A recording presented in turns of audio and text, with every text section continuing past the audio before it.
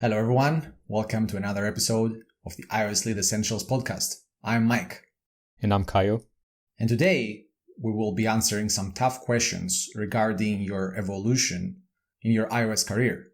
Or how to keep improving and avoid stagnation. Because it's not easy. From junior to senior, that's a real problem. A lot of developers struggle to improve in their careers. I struggled in the beginning of my career. Because it's hard to find a team where you have people that can teach you. Companies that will invest in you, provide you training. So you are left to learn on your own. And you don't know what you don't know. So it's hard. It's hard to improve. It's hard to learn. It's hard to practice. And it's hard to apply new knowledge. And you only learn by practicing and applying. We don't learn by watching videos or reading books. The books, the courses, the videos give us the foundation. But we actually going to learn when we practice and we implement the knowledge. It's the action that makes you learn. But there's a lot of pressure not to do it. We have short deadlines, so we have lack of time, lack of training, lousy management, we have low standards in teams, lack of investment, and etc. All those pressures pushing us not to do the work to improve. So it's hard. So the idea for this podcast is to share with you what worked for us and also what worked for our students. You will learn concepts that will make you better, smarter, and more valuable in normal times and in times of crisis. So we have tough questions ahead of us. Let's start with the first one. I've been an iOS developer for over 6 years, and I don't feel like I'm as good as I should be by now. I still feel like a junior in many ways. I believe it's because I'm too comfortable at the same job for too long with a messy code base. I want a better job, but I'm struggling to pass interviews. What should I do to improve? So that's it. Looks like you were too comfortable and you stopped progressing. That's what happens. You're probably not challenged enough in your current job for 6 years, and time passes very quickly. We can stay in the same job for 6 years and we are comfortable, but we don't realize we are stagnated. So when we look for a new job, we see that we cannot transfer those skills to the new job. That's the challenge. Creating foundational skills that you can transfer, valuable skills. Exactly, because you're stuck in a loop otherwise, because you are not progressing in your current job and you're not incentivized or motivated to look for another job. So you can see how the whole cycle works there. And it's not a good cycle to have or to be in. So yes, exactly. I think what needs to happen is you need to break that cycle at some point, understand that, hey, like this is not gonna get me somewhere that is better, that is greater than what I have right now. And like I picked, and this is a very hard realization, by the way, to make. So I think he's in a very good position because he still have his stable paycheck. Mm-hmm. He doesn't need to struggle for the money. Right. Now it's the best position to invest in his education, so he doesn't have to depend on that job. Or even before thinking about moving to a new job, maybe you should talk to your boss and find a new position in there where you're going to be more challenged. Maybe there's a different team in the same company where you're going to be dealing with harder challenges, things that will push you to improve. Maybe you don't even need to move to a new job. You can grow from inside. But you need to take action. You need to go after it. Absolutely. Now, if you cannot find it there, then you need to look for it somewhere else. And since you have a stable paycheck, you can carry on there, improving on the side, and move as soon as possible. Yeah. And I really like what you're saying about the action required. And most of the times, this is the hardest part. Like, it doesn't matter if it's even in the same company, in the same team, just having the courage to go and speak to your manager and admit that, hey, like, I don't think I'm growing here. I need a change. I need to work on something different. Perhaps, as you said, it takes courage. It's not easy to do. It's scary. It is, but it is what is required. You need to do that. If you want to escape this stagnation, you need to take your chances. It's not even chance, basically it's all in our head, most probably, like just try to have a conversation, reach out, take the first step. I think This is what the smart play is. So that's it. If you want to improve, you need to get out of the comfort zone, as you did. You already went after new jobs and you saw that, wow, it's not that easy to get a new job. So you are already out of the comfort zone. You are realizing that you need to build some new skills to be able to achieve your goals. Fantastic. You're already on the right path. Just stick to it. You know, it's a hard realization, but you need to go through this. You're going to come out better on the other side. Smarter, readier. That's it. If you stay in the same company for too long and you get too comfortable and you stop improving, most likely you will stagnate and you will build skills that are not transferable to other companies, to even within the same company, is not transferable to other teams. Right. You know, so it's important to keep challenging yourself. So first talk to your boss. Maybe there is a team in there is a project you can take the lead, take a bigger challenge, or you can start working towards improving your skills to find a position somewhere else. If it's hard to find a job right now, you can start improving your skills. We have a lot of free content, even regarding cracking iOS code tests and passing interviews. It's free. If you don't have a lot of money to invest in courses or training, go with the free content and practice a lot on your own. If you need guidance, you can join a mentoring program. You can get guidance from senior developers that can help you. Otherwise, you're going to have to do it on your own.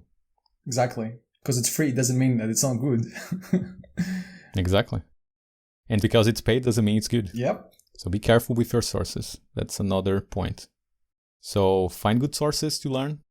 There are many books and courses you can take to improve. And of course, avoid the shallow blog posts, Medium articles. Avoid amateur material. They don't mean harm, but they cannot help you achieve the next level. Avoid hacks and tricks as well. Tricks are not going to get you far. They work in the short term. If you want to achieve excellence, if you want an excellent career, avoid hacks and tricks. Learn the foundational. Don't fake it, make it.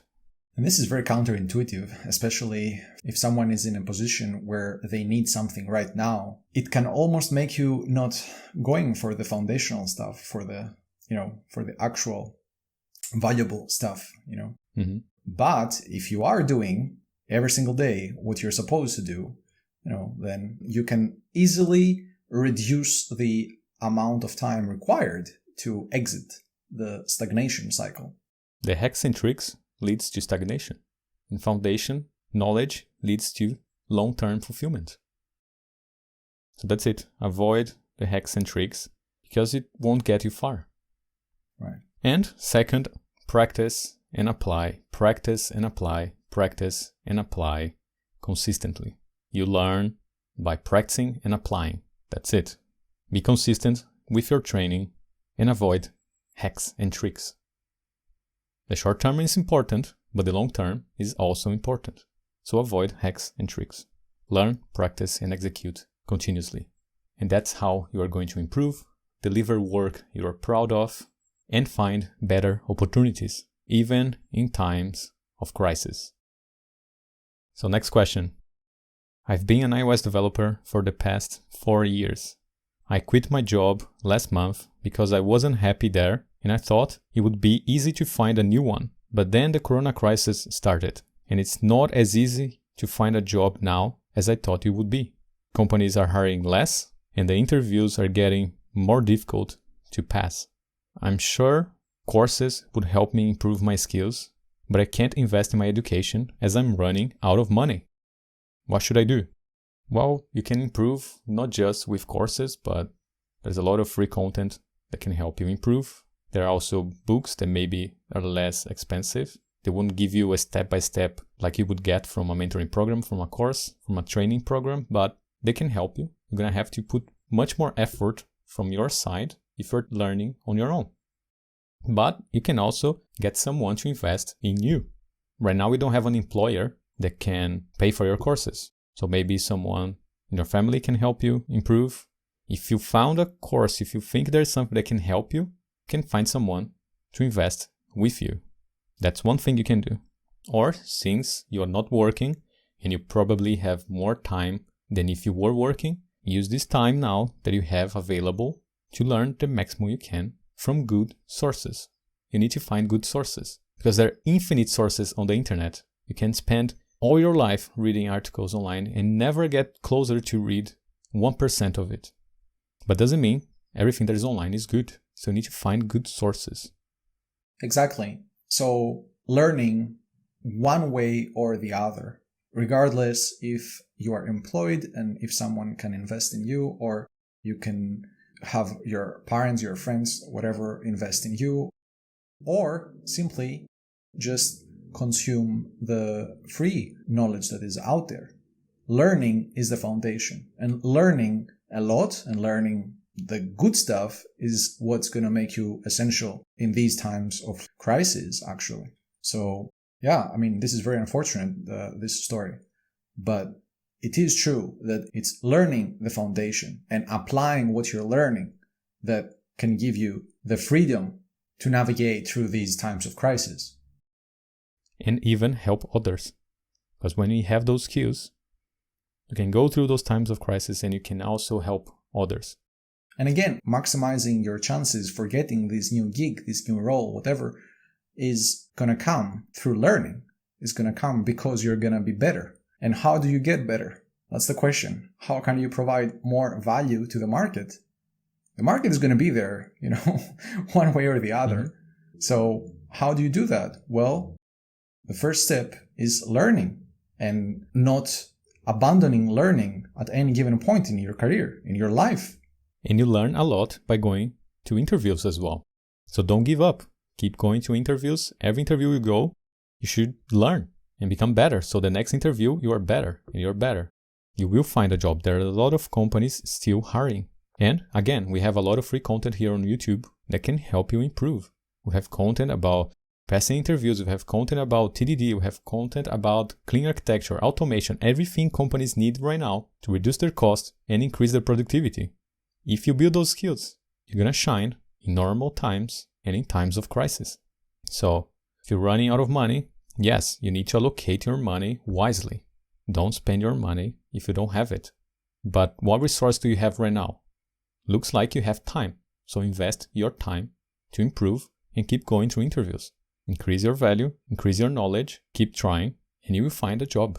Even if you're going to make a little bit less money this time of crisis, you can still at least have some income, reduce your costs, and over time, you keep improving to find better opportunities.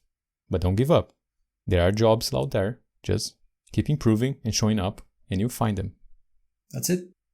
So keep learning, practicing, and applying for jobs. And once you get a job, you keep investing in your education. You can even get your boss to invest in your education. And you can become more valuable, more valuable, more valuable. And that's how you can progress in normal times and in times of crisis. Next question. I started a job as a senior iOS dev less than 2 months ago, but I was fired due to the corona crisis. I was still in the probation period. I'm afraid this will look bad on my CV. What should I say if a potential employer asks me why I only worked there for such a short period? So I'm sorry this happened to you, first of all. And in my experience, those gaps in the CV were never, ever, ever a problem. I know people say that it looks bad if you have those gaps or when you work for a company just for a very short amount of time, like 1 month, 2 months. But in practice, I've never seen anyone that lost an opportunity because of this inconsistency in the CV. We've been helping hundreds of students. I've never seen this happen ever. So yes, I know that people say that, but in practice, in my experience, this is not a problem at all. You can apply normally to new jobs. Don't be afraid of it. And if they ask, you just say the truth. Say what happened. But be careful. Be careful blaming other things for things that happened to you. And I'm going to explain why. I know the COVID-19, the corona crisis, had a huge role in what happened to you. But phrasing it that way may not be the best you can do. Right. You can phrase it differently and will sound better to potential employers. So I recommend you to take ownership. And if they ask, why did you stay there for only 2 months? You could say, it was bad timing on my part. I failed to position myself better before the crisis. I didn't see the crisis coming. So when it started, I was still in the probation period in this new job, and they were struggling financially. So I positioned myself badly before the crisis. Still, the problem was the crisis, and because the company was affected financially, of course, because of it. But it's still taking the ownership and saying it was bad timing on my part. And of course, right. You shouldn't say bad things about this company. You can say it was great working there, and I wish them all the best. It was just bad timing. And if you can even say, and they are happy to give me good recommendations. Here are the contact details. If you left there in good terms, why not? So, having those gaps in your CV, that's not a problem. In my experience, in practice, I've never seen this as a problem. It never stopped me from getting jobs. Never stopped anyone that I know from getting good jobs. And careful how you phrase what happened to you. Try to take ownership. Because when you take ownership, you start looking for solutions rather than look for excuses. And when you look for solutions, you find them. It's a great mindset to have in life, not just in your career. Take ownership to what happened to you and be ready, so you don't need to get ready. Exactly. And it's just a flip of the switch, from outsourcing this blame to basically eliminating the blame. It's like, don't use any blame. No, it's not. But if you think about it, what is at stake? I mean, it's very cheap to do. You just don't say, you just don't say specific words, That's it. Yes. Is it hard? It's tremendously hard, It's simple, but it's not easy. Right. Yes. But overall, yeah, probably it's going to play out better. Just accepting responsibility. Yeah. Some things you don't control, obviously, COVID-19, businesses going bust, you don't control that, right? It's not your fault, of course. But yeah, I think it's going to be better if you just accept responsibility of things and just say, I want to accept responsibility. I'm going to accept responsibility on this new project. And here is the first step of showing how I'm going to do that. I think it's powerful. That's it. Take ownership and find solutions to your problems. So instead of using an excuse and just stop thinking about a problem because you have an excuse for it. And it's a real excuse. It is true. It's not your fault. Yeah. Doesn't matter. Take ownership. So you're going to look for solutions so it doesn't happen again. That's it. And showing that you take ownership is also great. New employers will appreciate it. Next question. I'm an iOS developer since 2017, and I only heard about the solid principles last week when listening to one of your podcasts. I started realizing there are many things I don't know about programming. And as you said in an article, I don't know what I don't know. It's exciting, but scary to learn new things. And I'm not good at managing time to study and also saving money to buy books and courses. Can you give me some tips? Well, I think the first tip is not to look for tips. Right. Look for real actions you can take and changing your philosophy in life. Because if you don't organize yourself, you will spend most of your precious time, most of your precious wealth in things you don't actually want or need. So, if you want to make your education a priority, I recommend you to think of education as an investment, because that's what it is. Treat your education as an investment, which it is, and like how you should treat any other investment, you pay yourself first. What does that mean? To pay yourself first. Like in any other investment, people fail to invest because they spend everything they have during the month, and their plan is to invest what's left, which is often zero or not a lot.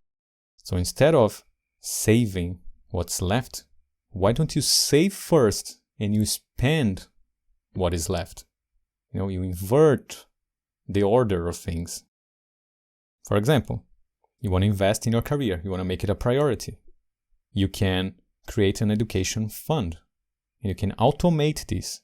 Every month when you get paid, or every week, however you get paid, a percentage of that instantly go to your education fund, which should be a separate account, maybe a savings account, separate from your main account, so you don't spend the money by mistake. Every month, as soon as the money gets in your account, automatically you transfer a percentage of that to an education fund. So if you want to buy a course, there is $5,000. You make your goal, $5,000. And you set a percentage of your salary to go straight to this education fund until you reach the $5,000. But it needs to be as soon as you get paid. You pay yourself first. And then you only spend what is left. What percentage should you save? That's up to you to decide. 10% might be a good start. 5%. 1% if that's all you can right now. And over time, you allocate what you need to invest in your education. So pay yourself first when you are investing. If you want to invest, if you want to make something a priority. That's how you do it. The same with your time. Let's say you're saying, I don't have time to study. What can you do? Instead of trying to study with the time you have left on the day, why don't you study first and do the rest, like work and whatever you want to do, after you paid yourself first. So you can wake up and the first thing you do, you read a book or you take lessons, and then you spend the rest of your time doing other things. So you pay yourself first as well. Yeah, so we touched the subject in detail in the last podcast, and this is extremely important to understand because let's say you invest in your education by buying a book, a course, whatever, right? And then the time comes that you actually need to spend time to read, to study, to apply, right? And then suddenly the weekend comes and you say, well, I'm tired. I'm gonna, I don't know, like watch a TV show or do other stuff that they relax me or something in this nature, right? So what happens is you basically don't have time to allocate to your education. But again, your education is what's going to make you better, is what's going to make a good return on your investment, right? So on its own, buying a book or buying a course is not going to do anything, right? It's only when you're going to put the time in. And yeah, I think what you're saying is imperative to understand. Pay yourself first in terms of put the hours first before you're going to start doing anything else. Because this is your future self. You're paying your future self, basically. By allocating the time before doing anything else, you're talking to your future self, where your future self is going to learn these things, and by putting them in practice, is going to earn more. Is going to become more essential. Is going to become more anti-fragile in this market, right? So yeah, I think it's a tremendous advice. And it's not that you don't need, like Game of Thrones or whatever it is, that you're going to feel better by doing so, right? I'm not saying you shouldn't be doing that. I'm saying so this is how it works. If, let's say, you're going to plan to study during the weekend, right? And you know that during the weekend, let's be real here, your chances of studying decrease dramatically, right? But what if you just allocate, let's say, 40 minutes every weekday now before you start your daily schedule, and at the end of the week you have 200 minutes of learning, right? Like, that's on one hand you have 200 minutes and on the other one you have zero. Like, what are we talking about here? Which one is better? Yeah. So what it requires is a bit of discipline and a bit of scheduling and just trying to be consistent. It's not hard, but the returns can be tremendous. Yeah, you can maybe wake up an hour earlier, or you can ask your boss to give you an hour a week, or maybe a day a week, just to study and practice. There's a lot of companies that are flexible enough. They'll say that, yeah, of course, why wouldn't I give you time to become better if that return is going to come to us? They get it. So they get it, basically. Well, if they do, they will give you the time. Right? Otherwise, you need to make time. Wake up earlier, or, I don't know. It's important to have entertainment in your life, but maybe during a period where you need to study more, you reduce the amount of entertainment you have to study more. And then you go back to your entertainment when you can. So maybe instead of spending 10 hours a week watching series, spend just 5 or just 4 hours a week. Or 0 if you want to go all in. But you can find the time. You can negotiate with your boss, or you can wake up earlier, or you can stop wasting time in things you don't need to. So treat your education as an investment and pay yourself first. Next question. What if I don't have time to study and take courses to improve my skills as an iOS developer? Is this real or is it a what if? Well, if you don't have time, that's fine.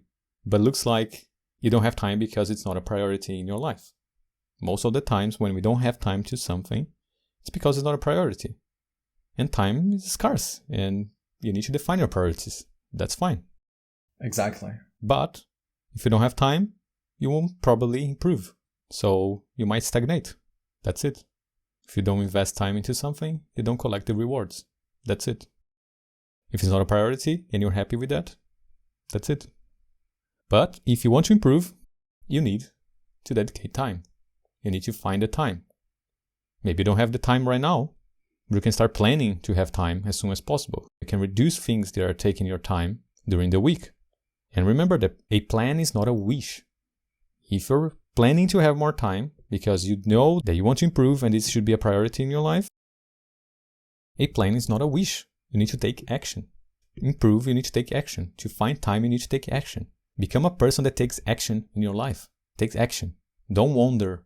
Don't what if. Don't wish. Take action. That's how you're going to improve. And again, maybe you don't have time, free time outside work. Maybe you can convince your boss to give you time to study in the office. That's it. If you can, negotiate with your boss. But you need to take action to make it happen as well. Right. So become a person that finds solutions, not problems. Take action. Next question. I'm a junior iOS developer working for 6 months in my first job. I always thought I would learn a lot on the day-to-day at the office, but I don't feel like I'm improving at all. Is this normal, or there's something wrong with the company I'm working in? Shouldn't working in the office be enough to help me improve my skills?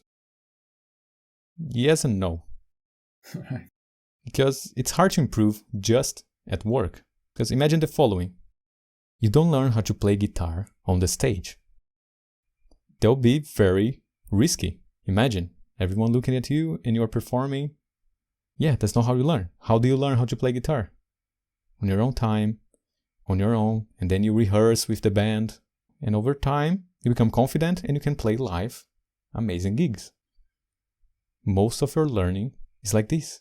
You're learning programming. Most of your learning will probably happen outside work. It's another word for rehearse. Practice. That's it. You practice off the stage. Outside work. You learn when you're actually practicing, deliberate practice.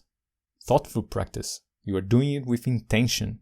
At work, most of the time you're running against the clock. You have deadlines. You have bosses pushing you to take shortcuts. It's hard to improve there. It's hard to try new ideas there. It's not safe. It's risky. You don't have space. You don't have time. So, yes, you should be improving at work. But only improving at work is not realistic because most of the learning happens with deliberate practice outside work. Just like learning how to play the guitar. Exactly. So yes, ideally, your company should provide you training and space for you to practice. But that's not always the case. And as you said, that's not the case for you. But have you spoken to someone in your job, with other developers that maybe can help you, with your boss, with your manager, with HR? Maybe they have a plan in there. They have a career path that you can follow. They have courses. Maybe they have access to some training programs they can give you. So you need to talk to someone. Now, if you did it and they're still not able to help you, you are on your own, then maybe you can find a course. You can find a training program, a mentoring program, and ask your boss to pay for it. If they cannot provide you the training internally, Maybe you go out of your way, you find a training program, and you present that idea to educate the team. Most of the times, companies will invest in their employees. Good companies invest in their employees, because many junior, senior developers are struggling in their job to perform their tasks and also to improve. It's not just juniors. It is hard to improve at work because we're dealing with deadlines, problems, frameworks, computers. Things don't always work as we expect. So first, talk to your company, to your boss, to HR, to other developers around you. They might be able to help you. Otherwise, you find a course, present it as a solution to your boss, and they might be able to invest in the course for you, in the training program, in the mentoring program, whatever you find as a solution that can help you and the team. Present it in a way that they see that the value will return multiple times. It's an investment. Now, if you tried it out and they don't want to invest in that, and you're still not improving, you're going to have to invest out of your own money. Otherwise, you might stagnate. It's an unfortunate situation, but if it's between stagnating or spending money, I would spend money. And again, there's a lot of free content out there that is pretty good to help you get out of the comfort zone. We have hundreds of videos here on YouTube, hundreds for free. They will definitely take you out of the comfort zone, teach you TDD, clean architecture, software design, modular design, testing, automation, a lot of skills you can build for free, but free videos are normally demonstrations, right? They're not actual courses, but you have a mentor helping you, giving you a step-by-step, but you can learn like this. Or you invest in a mentoring program, in a training program that can help you with support, with a community of people. They're learning together. That's a good investment if you can make it. Otherwise, you're going to have to learn on your own. And that's harder, takes longer, but it's possible. But first, talk to your boss, talk to your peers. There might be an easier solution right there. Yeah, and I think the first step was already taken by this person. First of all, understanding. They saw a signal. Hey, I'm 6 months in. Should I be improving? I think I should. I'm not improving. What's going on? Mm-hmm. And secondly, reaching out to someone. We are professionals in exactly these topics. We specialize in these topics. So this is our opinion here, asking our opinion. So yeah, and acting, you mentioned it as well. I think that's the most important thing. Just don't sit there and look at the stagnation coming at you. Look at just, no evolution, no growth in your career. No, just do something about it. You need movement. You need to talk to us, to other developers, to more seniors, to your bosses, to the companies. Maybe perhaps even look for other companies if you think that's the problem there. But this is it. It's the movement that's going to make you progress. It's going to make you grow. And of course, the foundation, again, is learning. When I learn. Don't delegate. I think that's the most important thing. Don't delegate your growth to others. It's too important to do that, Yeah. You don't want to gamble with that because maybe you grow, maybe you don't grow. Why would you ever be in a position that you don't grow in your career? Just don't do that. Take action. Yes, you need to take action as soon as possible because you already identified a problem. It won't be solved just by waiting. So no, it won't. You need to take action. First, talk to them. Try to see if they can invest in a course with you. If you can do something on your own, maybe find a better company. But it's hard to find a company that is perfect on this sense because it's very hard. Companies are not ready. Developers are not ready to help others in the job because they have their own agenda. They have their own emergencies all the time. So don't delegate. As you said, don't delegate your education to others. If you can, if there's a company investing in you, fantastic. Take that opportunity the maximum you can. But if you don't use it as an excuse not to do the work. You're going to have to find a different way to educate yourself because education is what's going to make you grow. It's going to make you more valuable. It's going to help you achieve your goals in life. So you need to educate yourself. And if you have a company that can help you, fantastic. If you don't, you're going to have to find a way to educate yourself. And we can help you, but we can't do the work for you. Right. So take action. Take action. Make things happen. Find solutions. Next question. I'm a musician, but since last year, I started working as a junior iOS developer. Oh, congratulations. I find most courses too hard to follow. I watch the videos and I read many articles on Medium, but I don't understand most concepts. Is there an easier way to learn? I'm assuming here, from what I read, that you are watching videos and reading articles. You didn't say, and I'm trying to apply the principles and it's hard. Right. You don't learn by just watching videos or reading articles. You need to practice. You need to apply it. So learning is not easy.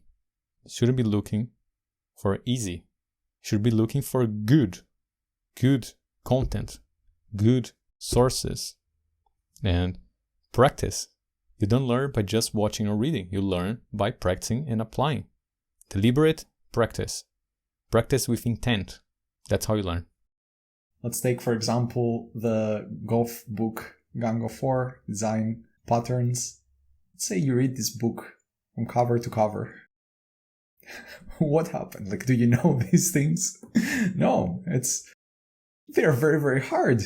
Like maybe you memorize the types of the patterns. Maybe you memorize, like the motivation, the intent and all that stuff. Maybe you even memorize the graphs, right? The diagrams they use, but are you able to apply them in your everyday work? So yeah, practice. Find good sources. First of all, spend time watching them, reading them, and then practice what you learn. That's it. Learning is not easy. You shouldn't be looking for easy learning. You should be looking for good material, good education. So try applying the principles. You watch a video, try typing the code exactly as you see in the video. Right. So don't look for easy sources. Look for good sources. Step by step. A straightforward way of learning. You need structure. Especially as a beginner. You need a structured curriculum to help you. So you need good sources. Good education rather than easy education. Next question. I'm already experienced. I've been building iOS apps for over 10 years. I'm sure there's a lot more I can learn, but I can only find courses covering the basics. How can experienced iOS developers improve? Well, find better sources. Find better courses, better books, more advanced things. Not even better, but at your level. And I know it's hard to find content and material for advanced developers. I struggled with that with my career. I reached a plateau in iOS development and I had to reach out to other languages, other platforms to learn. So I had to learn from books that were written for Java, C#, Haskell, Lisp, Clojure. That's how I got out of my comfort zone, iOS development, and started learning new patterns and then applying them back in iOS development. And I don't think there's an excuse nowadays to say that there's not a lot of good courses on iOS development for advanced developers, because yes, there are. There are. You just need to find them. You need to be exposed to new ideas. So learn new patterns, be exposed to new ideas, new thoughts, try out new things. Don't be too stuck into old ways, because it's so easy to be stuck in old ways, to feel comfortable doing things in a specific way. If you're very familiar with OO and you know nothing about functional programming, learn a little bit of functional programming and vice versa. If you're very good with functional programming, learn a little bit of OO. It's going to open your mind to different ways of solving problems, and then you can mix the solutions, because there's no perfect solution. And that's why I don't like templates that try to make everything easy. Right. Everything's easy. You copy and paste and you don't learn. So be exposed to new ideas and actually learn the foundation of principles, of patterns.